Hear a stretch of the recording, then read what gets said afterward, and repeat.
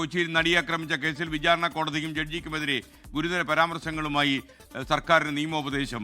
Memory card ചോർന്ന കേസിൽ സംശയനിഴലിലായ വിചാരണ കോടതി ജഡ്ജി വിധി പറയാൻ അർഹയല്ലെന്നാണ് നിയമോപദേശം നൽകിയിരിക്കുന്നത്. വിചാരണ കോടതിക്കെതിരെ ആദ്യഘട്ടം മുതൽ തന്നെ പ്രോസിക്യൂഷൻ നിലപാടെടുത്തിരുന്നു. പ്രത്യേകിച്ച് ഈ വിധി പുറത്തുവന്ന ഘട്ടത്തിൽ, ഗൂഢാലോചനയിൽ നിന്ന് ദിലീപിനെ ഒഴിവാക്കിയ ഘട്ടത്തിലും പ്രതികൾക്ക് പരമാവധി ശിക്ഷ ഒഴിവാക്കിയ ഘട്ടത്തിലുമൊക്കെ പ്രോസിക്യൂഷൻ നിലപാടെടുത്തത് ഈ കോടതിയിൽ നിന്ന് നീതി ലഭിക്കുമെന്ന് ഞങ്ങൾ പ്രതീക്ഷിക്കുന്നില്ല.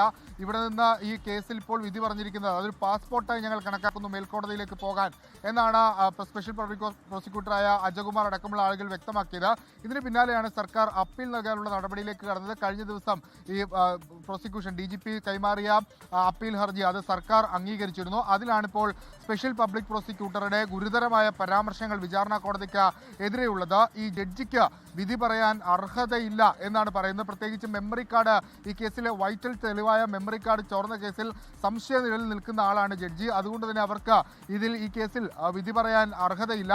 ദിലീപിനെതിരെ കൊണ്ടുവന്ന തെളിവുകൾ അത് പക്ഷാപാതപരമായി കൈകാര്യം ചെയ്തു എന്നാണ് പറയുന്നത്. 8-ാം പ്രതി ദിലീപിനെയും 15-ാം പ്രതി ശരത്തിനെയും ഒഴിവാക്കുന്നതിന് വേണ്ടിയാണ് ഇത്തരത്തിലൊരു വിധി പ്രസ്താവിച്ചത് തുടങ്ങിയ ഗുരുതര ആരോപണങ്ങൾ വിചാരണ കോടതിക്കെതിരെ സ്പെഷ്യൽ പബ്ലിക് പ്രോസിക്യൂട്ടർ നൽകിയ കുറിപ്പ് നിയമോപദേശത്തിൽ വ്യക്തമാക്കിയിട്ടുണ്ട്.